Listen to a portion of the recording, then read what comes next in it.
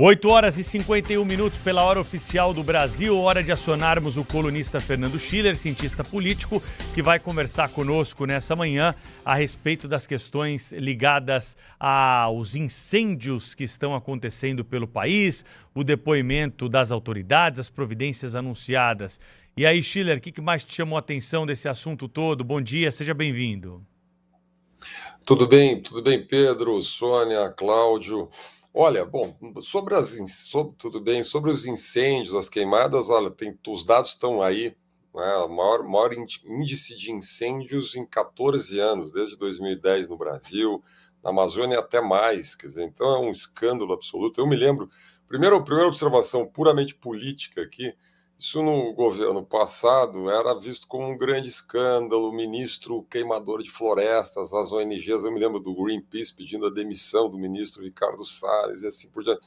Bom, agora eu acabei de ler, inclusive, um reporte do próprio Greenpeace, não toca no governo federal, né? Parece que o país inteiro em chamas, nós temos uma multiplicação dos incêndios no Brasil e é como se o governo federal não tivesse nada a ver com isso, absolutamente nada a ver com isso. É um problema de ação de criminosos, problema dos estados, problema do Supremo Tribunal Federal comandando, temos que criar a autoridade climática e tal. É muito estranho isso no Brasil, né? Acho que o país precisa fazer uma reflexão de como, inclusive a imprensa faz análise no Brasil, né? Porque é muito estranho, né, essa enorme dicotomia de como se analisa esse fenômeno, né? Mas vamos lá, o que me impressiona nisso, Pedro? Primeiro, de novo, nós temos o Supremo Tribunal Federal, através de um ministro, que é o ministro Flávio Dino, monocraticamente comandando a reação brasileira aos incêndios. E aqui, não, obviamente, ninguém vai criticar o ministro por estar tomando a iniciativa. O ministro está... A impressão que eu tenho, assim, observando a atuação do Flávio Dino, que ele funciona meio como governador do Maranhão, só que em escala nacional, né?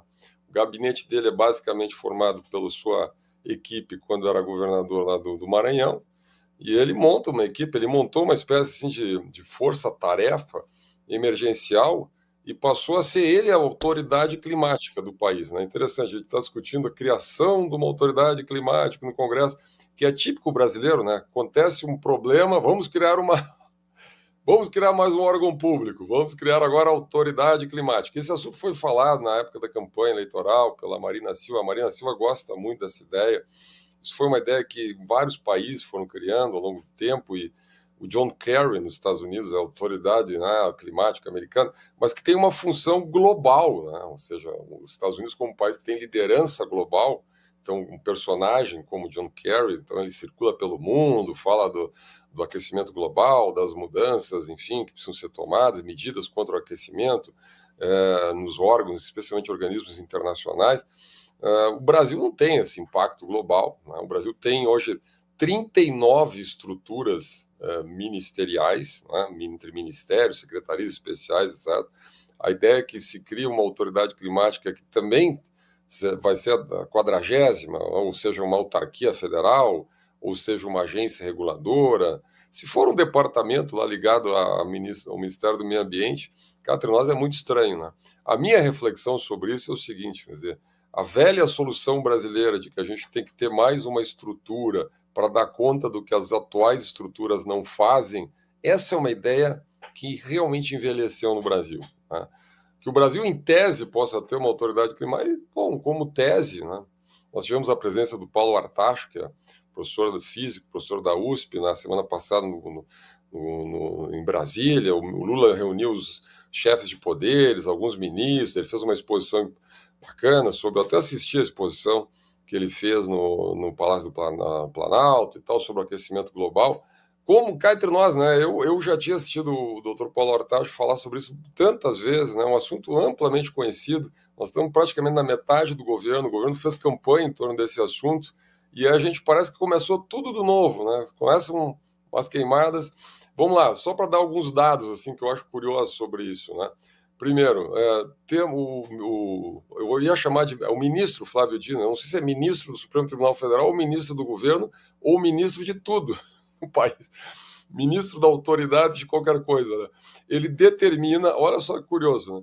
Na outra semana ele determina que o governo federal em 90 dias tem um plano emergencial, um plano de combate às queimadas. Ora, Nós estamos na metade do governo. O assunto das queimadas é sabido desde fevereiro desse ano. O país há 6 meses vem queimando.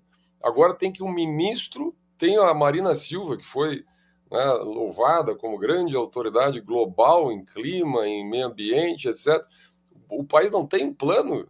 Até agora tem que o ministro do Supremo Tribunal Federal determinar que o governo, em 90 dias já queimou o país, né? Tem um plano de combate para o ano que vem das queimadas. Segundo, o ministro monocraticamente manda liberar 514 milhões no orçamento da União. E aí tira do teto. Tira do arcabouço fiscal, na verdade, do teto da meta fiscal do governo. Pô, não tem 514 milhões para enxugar do orçamento da União? O próprio, olha, o Cláudio aqui fez um trabalho jornalístico brilhante, só em passagens que eu li a matéria do Cláudio, já dava um desconto nesses 514 milhões, já dava uns 3 ou 4 milhões só em jatinhos do ministro, que foi 17 vezes para São Luís, no Maranhão, em 8 meses. Então, eu dou esse dado, que é a pontinha do iceberg, na verdade, né, para a enorme quantidade de gasto que o governo tem, daí não consegue enxugar R$500 bilhão. Para o nosso telespectador e ouvinte entender, isso significa o seguinte: colocar na dívida pública. É como se uma família reunisse, deu um acidente em casa, né, queimou um pedaço, em vez de dar uma enxugada no orçamento para consertar o estrago, não, vamos no banco pedir empréstimo, não vamos cortar nada, a gente vai no banco, pede empréstimo e paga juro, né, e aí aumenta a Selic para 11%, e a gente está pagando juros sobre esse dinheiro. Então, lá. E aí o ministro inventa, agora a última do ministro é mudar o artigo 243 da Constituição, fazer um ajuste no artigo. Eu acho muito curioso isso, né? O artigo 243 da Constituição fala em desapropriação para casos de plantas psicotrópicas, né? Que são drogas, maconha, etc., cultivo para desapropriação, e também quando você tem lá atividades ilegais, tá? Né? Mas está muito bem claramente tipificado que atividades ilegais são essas, né? E aí, a partir dali, você tem uma ampliação possível sem passar pelo Congresso para caso de queimadas ou atividades que o ministro vai criar, enfim, e aí pede um parecer da Procuradoria-Geral. Isso claramente é um assunto que deveria ir ao Congresso Nacional.